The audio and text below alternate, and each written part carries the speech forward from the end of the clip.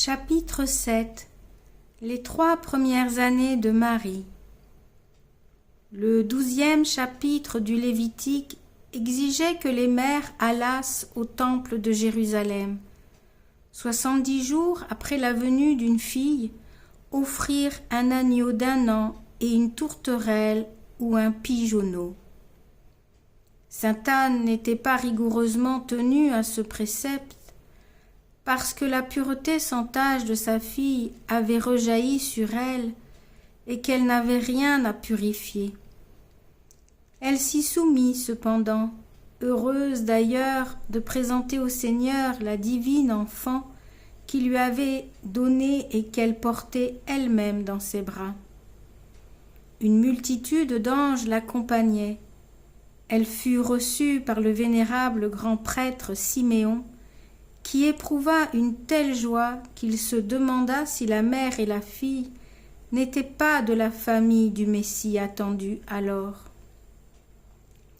Sainte Anne fit son offrande avec des larmes de dévotion et renouvela son vœu de consacrer sa fille au temple de Dieu dès qu'elle aurait l'âge convenable. Elle entendit alors une voix intérieure qui lui disait de l'y mener quand elle aurait 3 ans. C'était l'écho de la demande que la généreuse Marie venait d'adresser à Dieu. En voyant la majesté du temple, elle aurait voulu en baiser le pavé, du moins elle y adora le Seigneur avec un respect si profond et un amour si ardent qu'aucune créature ne les égalera. Elle fit ensuite cette prière en son cœur. Ô mon Dieu, si digne de toute louange, je vous bénis en ce saint lieu, bien que je ne sois qu'une vile et abjecte poussière, mais qui suis néanmoins l'ouvrage de vos mains. Je vous glorifie pour votre être et vos perfections infinies. Je rends grâce à votre libérale bonté de m'avoir donné le bonheur de voir ce saint temple, où mes aïeux vous ont honoré et où votre magnifique miséricorde a opéré par eux tant de merveilles. Daignez, Seigneur, m'y recevoir au temps déterminé par vous, afin que je puisse vous y servir. En signe d'agrément de cette humble prière, le Très-Haut versa sur la mère et sur la fille une lumière céleste qui remplit leur âme de nouvelles splendeurs surnaturelles. Les anges gardiens de Marie et ceux qui s'étaient joints à eux chantèrent de très douces louanges à l'auteur de toutes ces grâces. Mais il n'y eut que notre princesse et sa mère qui entendirent cette musique du ciel. La cérémonie achevée, elles retournèrent joyeusement à Nazareth. Marie y fut traitée comme les autres enfants de son âge. Sa nourriture était commune, mais en petite quantité. Son sommeil était court, et encore fallait-il le provoquer. Son air ordinairement agréable inspirait la sympathie, mais il était empreint aussi d'une majesté presque sévère qui forçait le respect. Elle pleurait souvent et même sanglotait, mais c'était pour déplorer les péchés du monde et demander la venue de leur divin réparateur. Jamais en elle rien de puéril. Elle recevait volontiers cependant les caresses de sa mère, mais modérait les autres par le sérieux de son visage. Même son père, qu'elle aimait tendrement, se sentait contraint à une respectueuse réserve. Son oraison était continuelle, le sommeil même ne l'interrompait pas, car l'entendement peut agir sans le secours des sens. Elle jouit de ce privilège jusqu'à sa mort, de sorte qu'elle ne cessa jamais de s'entretenir avec Dieu, qui du reste l'encourageait et l'aidait par diverses visions. Petit renvoi 1 du bas de page. Il le fallait bien du reste pour qu'elle ne fût pas inférieure aux anges qui ne sont pas soumis à l'infirmité du sommeil. Fin du renvoi. Elle entrait aussi en conversation avec les anges de sa garde. Lorsqu'ils lui apparaissaient d'une manière visible, c'était avec un corps qui semblait être de cristal animé, rayonnant de lumière, comme les corps glorieux de la résurrection. Ils joignaient à une extrême beauté un air majestueux, quoique aimable. Leurs vêtements étaient magnifiques, semblables à l'or émaillé et embellis de plus fines couleurs. Ils portaient sur leur tête des couronnes de fleurs et en leurs mains des plumes variées, emblèmes des vertus et des récompenses de leur souveraine. Leur poitrine brillait de certains chiffres mystérieux qui signifiaient Marie, Mère de Dieu, mais leur sens demeurait caché à la très sainte Vierge, car ce secret ne devait lui être manifesté qu'au moment de l'exécution. Quand les 70 séraphins se rendaient visibles, elle les voyait comme les vit Isaïe dans une vision imaginaire qu'il a décrite, chapitre 6. Ils avaient 6 ailes, 2 voilaient leur face pour exprimer la faiblesse de leur intelligence incapable de pénétrer les incompréhensibles mystères de la divinité. 2 autres voilaient leurs pieds pour signifier leur profonde vénération envers leur reine, dont ils reconnaissaient avec joie l'incomparable supériorité. Enfin, 2 autres attachés à leur poitrine leur servaient à voler pour marquer les élans de leur amour de feu vers leur Créateur. Ils montraient à Marie leur cœur qui reflétait, comme un miroir spirituel, les rayons de la divinité qu'elle ne pouvait pas toujours voir en elle-même. Les 12 autres anges lui apparaissaient aussi corporellement, comme les 900 premiers, mais ils portaient plusieurs couronnes et plusieurs palmes qui semblaient réservées aux dévots de leur reine. Ils l'entretenaient particulièrement de l'immense charité de Dieu pour les hommes, et elle les employait à secourir ceux qui se recommandaient à elle. Ils remplissent encore aujourd'hui cette mission. Enfin, quant aux 18 autres anges qui complétaient le nombre de 1000, ils apparaissaient à la très sainte Vierge avec une admirable beauté. Ils étaient ornés de plusieurs devises de la Passion, et ils avaient sur la poitrine et entre les bras une croix d'une splendeur extraordinaire. Ils devaient représenter ainsi à Marie les souffrances du Rédempteur et l'exciter à un extrême amour de compassion. Elle se servit plus tard de ces anges pour des ambassades à son divin Fils en faveur des âmes. Et depuis qu'elle est au ciel, elle emploie encore tous les anges de sa garde à des messages sur terre, sans cesser de jouir en sa compagnie d'une gloire accidentelle. Quoiqu'elle parlât avec eux d'une voix articulée, elle se tut avec les hommes pendant ces 18 premiers mois. Ces merveilles de la voir cacher ainsi sa force, sa science et sa grâce. Elle manifestait néanmoins ses sentiments à son père et à sa mère, non par des paroles, mais par des actes. Elle prenait quelquefois leurs mains pour les baiser avec une respectueuse affection et excitait leur cœur à la bénir. Elle agit ainsi toute leur vie et ne leur donna jamais aucun sujet de contrariété. Le Saint-Esprit, d'ailleurs, la dirigeait de telle manière que toute sa conduite était très parfaite. La fréquence de ses visions intellectuelles entretenait sa faveur, et quand elle lui manquait, elle recourait au souvenir inépuisable de la vision béatifique qui avait suivi sa naissance.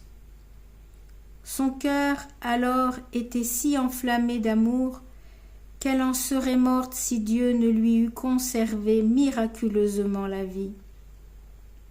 Il permit cependant qu'elle tombât en de grandes défaillances sous la violence de ces flammes et voulut qu'alors les anges la soutinssent, comme c'est rapporté au second chapitre des Cantiques. Ce fut un très noble martyr qui se renouvela en elle une infinité de fois et lui occasionna plus de douleur et de mérite que n'en eurent les martyrs.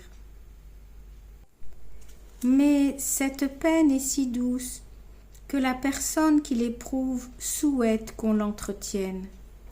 Aussi Marie, disait-elle à ses anges, étincelle de ce feu divin qui brûle mon cœur, envoyé de mon Dieu, vous qui jouissez au ciel de sa beauté éternelle, parlez-moi de lui. Avertissez-moi si j'avais eu le malheur de lui déplaire en quelque chose, et dites-moi ce qu'il désire de moi. Et les anges lui parlaient des magnificences divines qu'ils voyaient.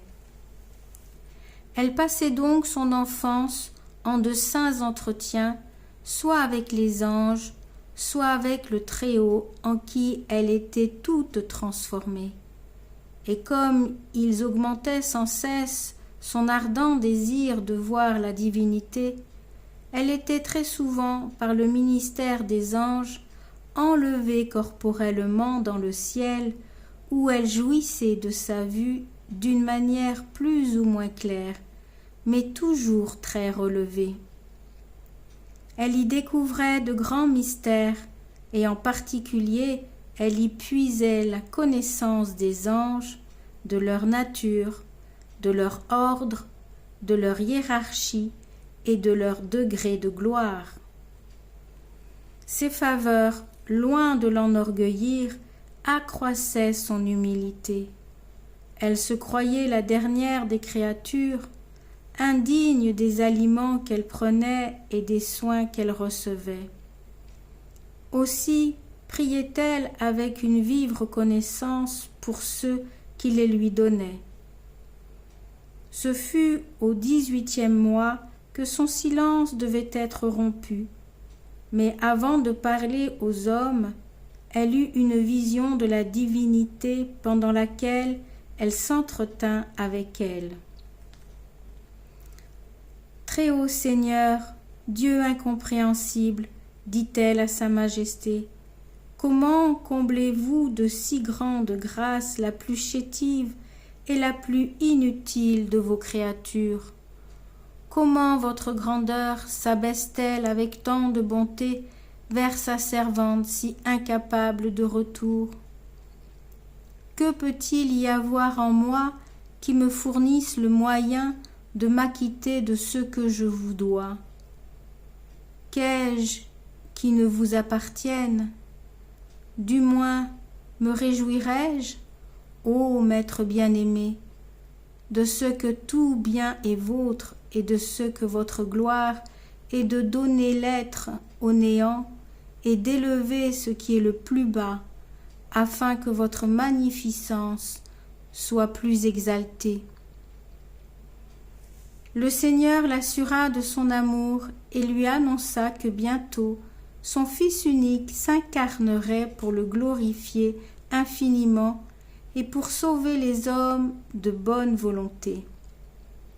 La sainte enfant répondit: Très haut Seigneur, soyez béni d'avancer par la venue de votre Fils, la rédemption des fils d'Adam. Si ma vie leur peut être de quelques utilités, je vous l'offre et suis prête à la donner pour eux. » Dieu lui recommanda de prier plusieurs fois le jour pour l'avancement de l'incarnation et de pleurer sur les péchés des hommes. Il lui dit aussi qu'elle devait désormais user de tous ses sens et converser avec les créatures humaines. Elle répondit à ses ordres par ces humbles paroles. « Seigneur, comment celle qui n'est que poussière pourra-t-elle vous obliger par ses prières à accomplir plutôt un si grand mystère? Que peut mériter de vous une créature qui ne vous a rendu encore aucun service? Et puisque vous voulez que je délie mes lèvres pour m'entretenir avec d'autres que vous, qui êtes tout mon bien et mon unique désir, je vous supplie d'avoir égard à ma fragilité et au danger que je vais courir, car il est bien difficile de ne pas faillir en parole. Je me tairais volontiers toute ma vie si c'était votre bon plaisir, pour ne pas m'exposer au risque de vous offenser. Si je tombais en quelque péché, il me serait impossible de survivre à ce malheur. » Cette prière plut beaucoup au Seigneur, qui promit à la généreuse enfant de l'assister de manière que toutes ses paroles lui seraient agréables. Elle lui demanda alors une nouvelle bénédiction pour ouvrir ses lèvres. Le premier usage qu'elle en fit fut de prier ses parents de la bénir. Ce fut un double bonheur pour eux d'entendre sa voix et de voir en même temps ses premiers pas. Sainte Anne la prit dans ses bras et lui dit : « Ma fille, mon plus tendre amour, que vos paroles et que vos pas soient toujours consacrés au service et à la gloire du Créateur. » Elle ne parlait que fort peu, et ce n'était guère que pour répondre à sa sainte mère qui aimait à s'entretenir avec elle de Dieu, de ses mystères et surtout de celui de l'incarnation. Ses réponses étaient si embaumées de sagesse et d'humilité que sainte Anne en était attendrie jusqu'aux larmes. La petite enfant désirait bien de se rendre utile, au moins dans les choses les plus basses et les plus faciles, comme nettoyer et balayer la maison, mais on ne le voulait pas. Quand néanmoins elle essayait de le faire, ses anges gardiens l'aidaient. Ses parents n'étaient pas fort riches, mais ils l'étaient assez pour la couvrir de beaux vêtements en toute modestie. Tant qu'elle garda le silence, elle ne protesta pas contre cette parure, mais dès qu'elle parla, elle pria humblement sa mère de la revêtir d'une étoffe grossière, pauvre, simple, de couleur de cendre et déjà portée, s'il se pouvait. Sainte Anne, édifiée, se conforma à cette prière et eut la consolation d'être obéie en toutes circonstances. Sa fille prévenait même ses désirs, et si elle voulait faire quelque chose de son propre mouvement, elle lui demandait la permission avec sa bénédiction en lui baisant la main.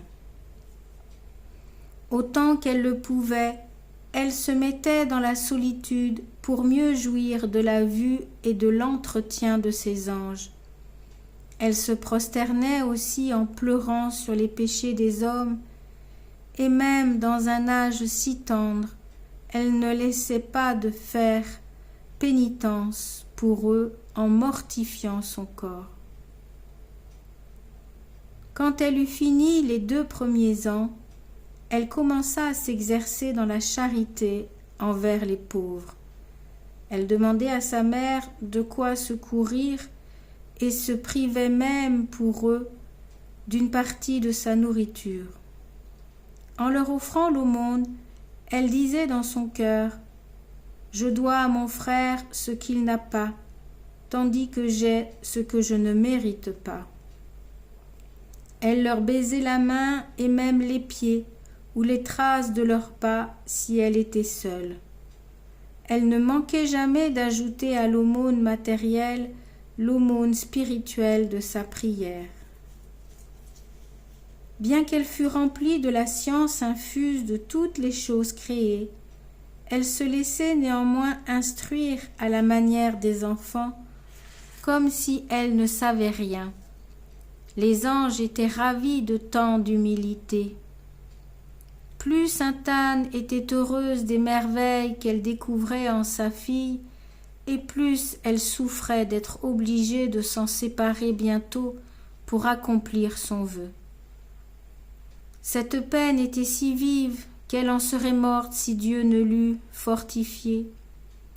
Sa fille, du reste, la préparait par de douces paroles à cette douloureuse séparation. Peu de jours avant qu'elle achevât ses 3 ans, Dieu lui manifesta dans une vision abstractive que le temps était proche où elle devait lui être consacrée dans son temple. Pleine de joie et de reconnaissance, elle lui dit « Grand Dieu d'Abraham, d'Isaac et de Jacob, mon éternel et souverain bien, puisque je ne puis moi-même vous louer dignement, je prie tous les anges de vous remercier, au nom de votre très humble servante, de ce que votre infinie miséricorde daigne abaisser ses regards sur cette vile enfant de la terre. Comment ai-je pu mériter la faveur d'être reçue dans votre maison et votre service, moi qui ne mérite pas d'être soutenue par le lieu le plus abject de ce monde? Si vous me faites cependant cet honneur, je vous supplie d'incliner l'esprit de mes parents à l'exécution de votre volonté. » À la suite de cette prière, saint Joachim et sainte Anne eurent chacun une vision où Dieu leur ordonna de réaliser leurs vœux dès que leur fille aurait fini sa 3e année. Naturellement, il leur en coûtait beaucoup de se séparer de celle qui était non seulement leur plus douce consolation, mais encore leur modèle le plus parfait. Leur cœur, surtout celui de sainte Anne, furent percés par le glaive de ce sacrifice, mais ils demeurèrent totalement soumis au bon plaisir de Dieu, et ils arrêtèrent ensemble le jour de l'immolation. Instruction de la Très Sainte Vierge. Ma fille, dès que Dieu allume dans une âme le flambeau de la raison, il lui découvre la différence qu'il y a entre le bien et le mal et la porte à la fuite du vice et à la pratique de la vertu. Il ne discontinue pas ensuite de l'attirer vers lui par la force de ses inspirations et le ministère des anges, des prédicateurs, des confesseurs et des supérieurs, par les bons exemples et les sacrements de l'Église, par les joies et les afflictions. Malheureusement, il y a dans l'âme un germe de péché qui l'incline à la révolte, trouble la raison et pousse la volonté à se plonger dans de criminelles voluptés. Le démon ne manque pas de lui cacher le venin et qui se trouve dans ses plaisirs passagers et de la tromper par de perfides illusions. Mais Dieu n'abandonne pas incontinent sa pauvre créature. Il lui redouble au contraire les secours de sa grâce en proportion de sa correspondance.